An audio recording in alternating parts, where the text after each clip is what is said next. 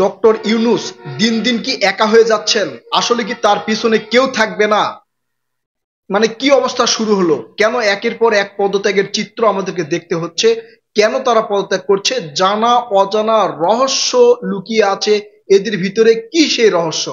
তার আগে বলি প্রিয় দর্শক, আসলে আন্দোলন করা, রাজনীতি করা, দেশ পরিচালনা করা, এগুলো কিন্তু ফার ডিফারেন্ট। এদের মধ্যে অনেক দূরত্ব আছে। কেউ একজন আন্দোলন করলো, আন্দোলন করে একটা সফলতার মুখ দেখলো, দেখে সেই আন্দোলন করার যে প্রতিশ্রুতি প্রত্যয় সেটা নিয়ে দেশ পরিচালনা করা এত সহজ নয়। ক্ষমতায় বসা সহজ, কিন্তু সেই ক্ষমতা ধরে রাখা কিন্তু এত সহজ নয়। সেটার উৎকৃষ্ট উদাহরণ কিন্তু আমরা ডে বাই ডে জানতে পারতেছি। প্রিয় দর্শক, এই যে হঠাৎ করে আহ, প্রধান উপদেষ্টা ডক্টর মোহাম্মদ ইউনূসের বিশেষ সহকারী এম আমিনুল ইসলাম পদত্যাগ করলেন। কেন পদত্যাগ করলেন? কি উদ্দেশ্যে পদত্যাগ করলেন? সে কি ইচ্ছাকৃতভাবে পদত্যাগ করেছে, নাকি তাকে পদত্যাগ করানো হয়েছে? তার কোনো অপরাধ ছিল, নাকি হচ্ছে নির অপরাধেই তার পদত্যাগ করানো হলো? মানে রহস্যের ঘন ঘটা। এখন পর্যন্ত সেগুলো আহ সুষ্ঠুভাবে জনসম্মুখে যে আসবে, কেন সে পদত্যাগ করলো সেটার যে একটা ব্যাখ্যা দিবে এবং পদত্যাগ করার কারণ কি সেটা যে বলবে, সেটাও কিন্তু সাধারণ জনগণ দেখতে পাচ্ছে না। মানে সাধারণ জনগণের সামনে আনাই হচ্ছে না, সবকিছু একটা ধোঁয়াশার মধ্যে রয়েছে। এখন এই পদত্যাগ করার কারণ কি হতে পারে? অনেকে, যেমন নাহিদ ইসলাম পদত্যাগ করেছে। নাহিদ ইসলাম পদত্যাগ করে নতুন একটা দল গঠন করেছে। এখন এম আমিনুল ইসলাম, ইনিও পদত্যাগ করে কি নতুন একটা দলের সাথে যুক্ত হবে, নাকি হচ্ছে পদত্যাগ করার পিছনে অন্য কোনো কারণ রয়েছে? ডক্টর মোহাম্মদ ইউনূস, তিনি কি আস্তে আস্তে একা হয়ে যাচ্ছেন? আসলে প্রিয় দর্শক, আমরা জেনে নিই যে আসলে এই এম আমিনুল ইসলাম কে ছিলেন। এম আমিনুল ইসলাম তিনি কিন্তু অনেক আগে থেকেই তিনি ঢাকা এক বিশ্ববিদ্যালয়ের অধ্যাপক, শিক্ষা খাতে মানে শিক্ষার সাথে তিনি জড়িত ছিলেন এবং প্রধান উপদেষ্টা ডক্টর মোহাম্মদ ইউনূসের বিশেষ সহকারী হিসেবে তিনি নিয়োগ পেয়েছিলেন। তার মর্যাদা ছিল প্রতিমন্ত্রী। প্রতিমন্ত্রী মর্যাদায় তিনি প্রধান উপদেষ্টা ডক্টর মোহাম্মদ ইউনূসের বিশেষ সহকারী হিসেবে নিয়োগ পান এবং শিক্ষা মন্ত্রণালয়ের দায়িত্বে কিন্তু তিনি ছিলেন। প্রিয় দর্শক, যদি একবারে সারসংক্ষেপে বলা যায় যে শিক্ষা মন্ত্রণালয়ের আহ, কর্মকর্তা হিসেবে প্রধান উপদেষ্টার বিশেষ সহকারী হিসেবে নিয়োগ পেয়েছিলেন এম আমিনুল ইসলাম। সেই আমিনুল ইসলাম হঠাৎ করে আজকে আজকে হঠাৎ করে জনপ্রশাসন সচিবের কাছে তার পদত্যাগ চিঠি পাঠিয়ে দেন। কেন পাঠিয়ে দিলেন? কেন সে পদত্যাগ করলেন?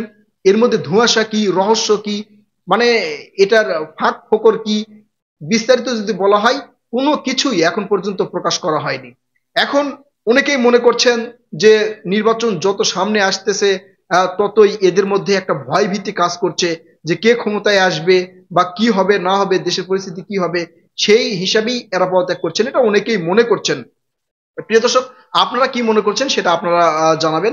কিন্তু পরবর্তীতে গোপন সূত্রে যমুনা টেলিভিশনের এক সাংবাদিক তিনি বলেছেন যে তিনি অফিসিয়ালি ভাবে, মানে সরাসরি জানতে পারেননি, তিনি কোন এক সূত্রের মাধ্যমে জানতে পেরেছেন যে জনপ্রশাসন থেকে, অর্থাৎ জনপ্রশাসন সচিব তাকে ফোন করেছিলেন এবং বলেছেন যে পদত্যাগ করতে হবে। এখন এই এতটুকু পর্যন্তই প্রকাশ হয়েছে, তাকে পদত্যাগ করতে হবে। সেই সূত্র ধরে হয়তো তিনি পদত্যাগ পত্র পাঠিয়ে দিয়েছেন বলে মনে করছেন সংশ্লিষ্টরা। তিনি কিন্তু এই যে শিক্ষা ব্যবস্থায় অনেক দিন থেকে জড়িত ছিলেন, তার সুনামও রয়েছে, অনেক সুনামও রয়েছে। সেই জন্য ডক্টর মোহাম্মদ ইউনূস তাকে বিশেষ সহকারী হিসাবে শিক্ষা মন্ত্রণালয়ের প্রতিমন্ত্রী মর্যাদার একটা পদ দিয়ে নিয়োগ দিয়েছিলেন।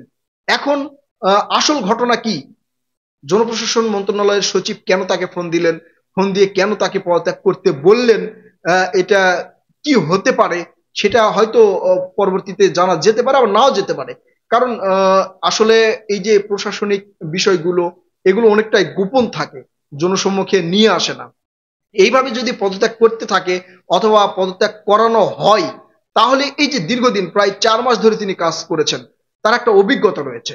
এখন আরেকজনকে সেখানে নিয়ে এসে বসালে সেটা কতটা সফলতার মুখ দেখবে বা কতটা কার্যকরী হবে, সেটাও কিন্তু একটা প্রশ্ন থেকে যায়। প্রিয় দর্শক, আবারও বলি যে ডক্টর মোহাম্মদ ইউনূস যাদেরকে নিয়োগ দিয়েছিলেন বা ওই সময় যে নিয়োগগুলো হয়েছে, এর মধ্যে কিন্তু অনেকের মধ্যেই এই যে পদত্যাগের যে একটা প্রক্রিয়া বা পদত্যাগের একটা ভয় ভীতি, এটা কিন্তু অনেকের মধ্যে রয়েছে। কারণ কখন কার সুপারিশে, কখন কার সমালোচনায় কে পদত্যাগ করবে তা কিন্তু এখন পর্যন্ত মানে স্পষ্ট নয়। অনেকেই দাবি করছেন যে প্রধান উপদেষ্টার পদত্যাগ করতে হবে, অনেকে বিভিন্ন উপদেষ্টাদের পদত্যাগের দাবি তুলেছেন। এর আগেও আপনারা যদি আমার ভিডিও দেখে থাকেন তাহলে এক ভিডিওতে কিন্তু আমি বলেছিলাম যে আল জাজিরার সেই বিখ্যাত, বিখ্যাতই আমি বলবো, কারণ আল জাজিরার যে একটা বিখ্যাত প্রতিবেদন প্রকাশ করেছিলেন, সেই প্রতিবেদনের মূল হোতা ছিলেন কিন্তু সামি।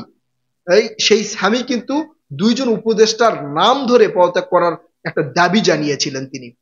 সেই হিসাবে তারা একটা হয়তো ভয়ভীতির মধ্যে আছে, যে কোনো সময় পদত্যাগ করতে হতে পারে। এর মধ্যেই প্রধান উপদেষ্টার বিশেষ সহকারী যারা তাদের মধ্যে থেকে একজন কিন্তু পদত্যাগ করে ফেললেন। এখন এই পদত্যাগে কতটা সফলতা আসবে, অথবা এই পদত্যাগের পিছনে কি কারণ হতে পারে, হঠাৎ করে তাকে কেন পদত্যাগ করানো হলো, অথবা কেন ইচ্ছাকৃতভাবে সে পদত্যাগ করলো, সেটা যতক্ষণ পর্যন্ত না খোলসা হবে ততক্ষণ পর্যন্ত সাধারণ জনগণ কিন্তু সেটা জানতে পারবে না। তবে যেহেতু মন্ত্রিপরিষদ সচিব তাকে ফোন দিয়ে পদত্যাগ করার কথা বলেছেন, এখানে দুইটা দিক থাকতে পারে। প্রথম দিক হচ্ছে যে হয়তো কোনো সূত্রে বা কোনোভাবে তারা জানতে পেরেছেন এম আমিনুল ইসলাম হয়তো আওয়ামী লীগের আগে দোসর ছিলেন, অথবা ফ্যাসিস্ট কাউকে সমর্থন করছেন, অথবা কোনোভাবে সুযোগ সুবিধা তাদেরকে দেওয়ার চেষ্টা করেছেন, এমনটা হতে পারে। অথবা তার কোনো দুর্নীতি হয়তো তারা জানতে পেরেছেন, বিভিন্ন গোয়েন্দা সংস্থা বা কোনো কারণের মাধ্যমে তারা হয়তো জানতে পেরেছেন তার দুর্নীতির বিষয়টা, সেই কারণে হয়তো তাকে পদত্যাগ করানোর কথা হতে পারে, অথবা সে পদত্যাগ করতে পারে, এরকম একটা আলোচনাও হতে পারে।